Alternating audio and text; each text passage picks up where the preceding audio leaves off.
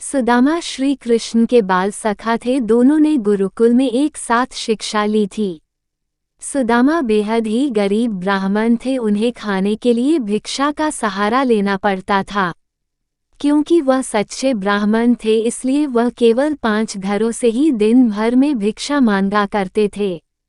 जितना मिलता उसी में अपना और परिवार का भरण पोषण किया करते थे। यह भिक्षा उनके लिए पर्याप्त नहीं था, अर्थात उनका और परिवार का पेट ठीक प्रकार से नहीं भर पाता था। इसी भिक्षा से अतिथि सत्कार भी हुआ करता था। सुदामा की पत्नी को यह ज्ञात था कि श्री कृष्ण द्वारिका के महाराजा हैं। वह सुदामा के बाल सखा हैं। उनके ऐश्वर्य और वैभव की ख्याति दूर दूर तक फैली हुई थी।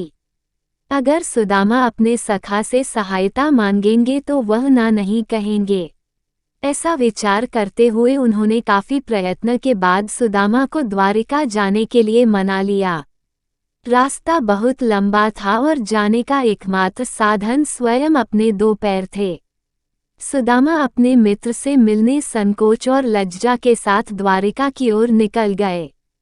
काफी दूर चलने के बाद उन्हें रास्ते में मुरारी से भेंट हुई। उसके पास एक बैलगाड़ी थी जिस पर व्यापार के लिए खूब सारा माल लगा हुआ था। मुरारी ने सुदामा को अपने साथ द्वारिका चलने के लिए मना लिया। दोनों बैलगाड़ी पर सवार होकर द्वारिका की ओर चलने लगे।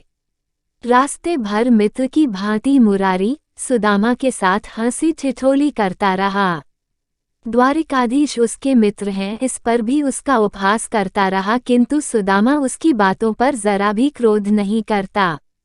द्वारिका के निकट पहुंचकर मुरारी ने अपनी बैलगाड़ी प्राचीन मंदिर के पीछे रोक लिया और सुदामा को कहा, विप्रवर, अब आपकी और मेरी राह अलग है।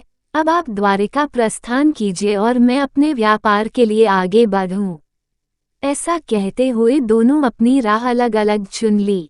सुदामा कुछ दूर गया ही होगा कि वह धन्यवाद और उससे कहाँ रहता है जानने के लिए मंदिर के पीछे आया, किंतु वहां कोई नहीं था और न ही बैलगाड़ी या उसका कोई नामो निशान।